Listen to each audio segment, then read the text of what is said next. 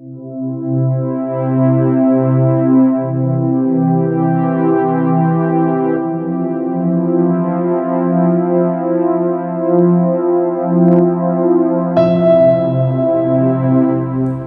champions, what's up with you? Thank you so much for tuning back into my channel. That is hashtag Vinay's Vision, and I'm your personal rockstar Vinay Panekar. Tuning up right back with another important video. इस video में हम लोग बात करने वाले हैं जो मेरे ख्याल से आपको पता चल गया रहेगा कि आज इंडिपेंडेंस ईव है, आज 14 अगस्त है और कल भारत में मनाया जाएगा 15 अगस्त इंडिपेंडेंस डे। यस और नो?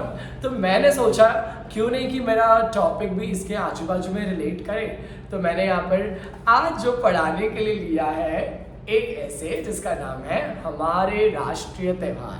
क्या आपको पता है त्यौहार का मतलब क्या होता है? यस, त्यौहार का मतलब वो होता है जिसमें आप जश्न मना सकते हो, आप जिसमें आप खुशी से सबके साथ मिलकर कोई भी उत्साह को सेलिब्रेट कर सकते हो।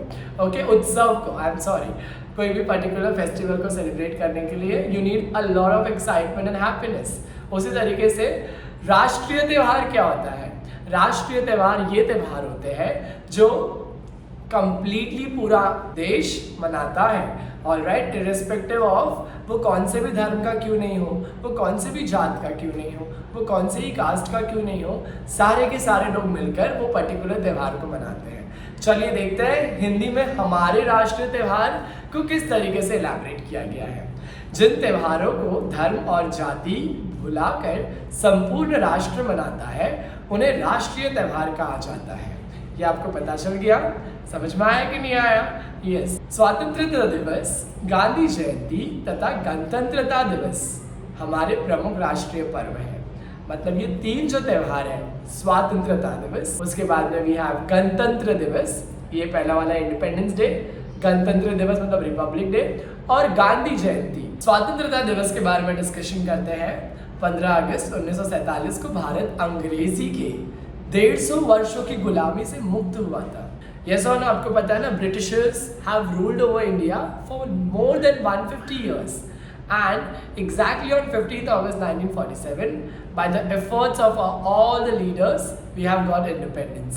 Yes, हमारे महान नेताओं के अथक प्रयासों से अंततः 15 अगस्त 1947 को हमारा देश विदेशी दास्तां की भेड़ियों को काटकर स्वतंत्र हो गया। मतलब जो अंग्रेजों ने भारतीयों को गुलाम बना के रखा था उन्होंने उन लोग को रिहा कर दिया, मतलब आज़ाद कर दिया। गुलामी और नहीं चलेगी। ये हमारे लीडर्स के थ्रू हो पाया है। महान लीडर्स जैसे जवाहरलाल नेहरू, महात्मा गांधी, सुभाष चंद्र बोस, डॉक्टर बाबा साहेब अम्बेडकर, सावित्रीबाई फुले, ये सारे महान लीडर्स ने आकर क्या किया? भारत को एक बनाया है। सरदार वल्लभ भाई पटेल भी। ऑलराइट, हमारे प्रथम प्रधानमंत्री स्वर्गीय जवाहरलाल नेहरू ने लाल किले पर राष्ट्रीय ध्वज फहराया था। पहला ध्वज कहाँ फहराया गया था? राष्ट्रीय ध्वज जो हमारा पहला फहराया गया था वो जगह का नाम है Lal Qila, red fort, which is in Delhi, जहाँ पर हमेशा हर साल प्रधानमंत्री जो है 15 अगस्त को वहाँ पर जाकर ध्वज फहराते हैं। और जो हमारे प्रेसिडेंट हैं वो क्या करते हैं?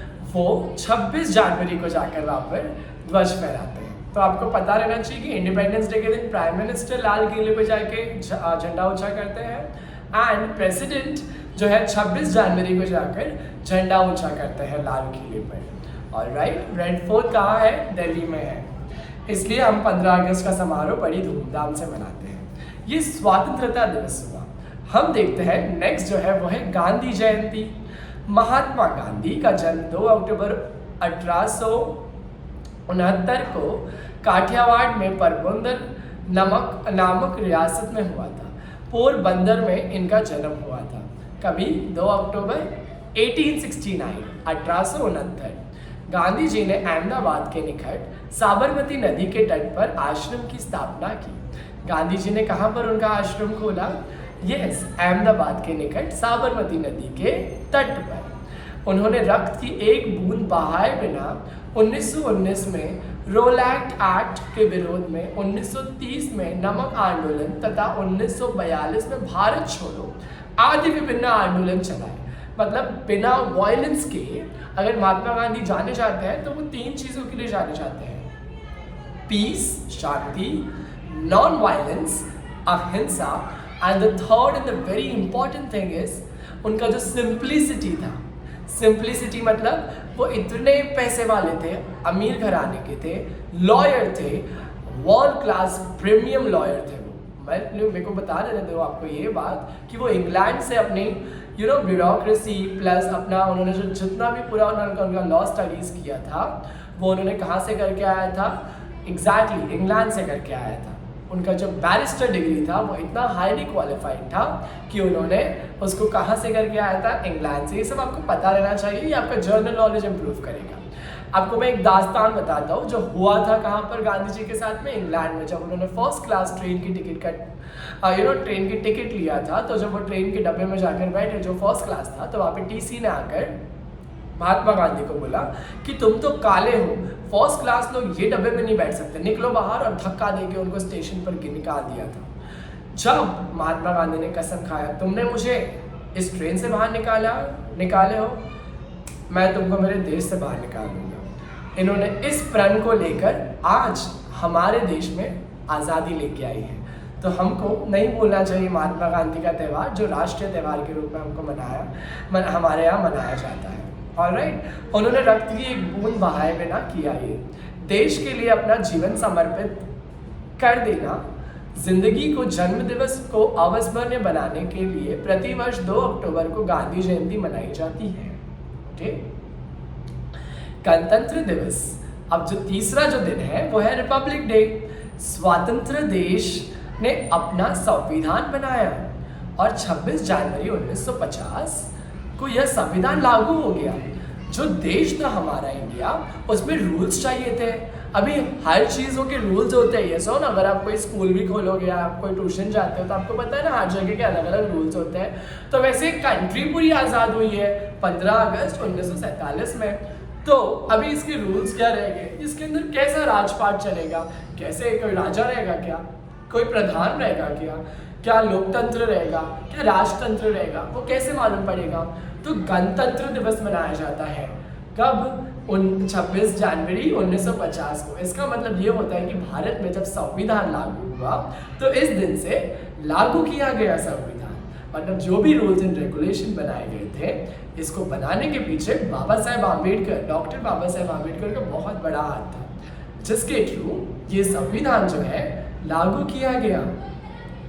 गणतंत्र दिवस का पर्व प्रतिवर्ष भारत के कोने कोने में बड़े हर्षोल्लास के साथ मनाया जाता है, परंतु इसका मुख्य आकर्षण इंडिया गेट पर होता है। आपको पता है इंडिया गेट कहाँ पर है?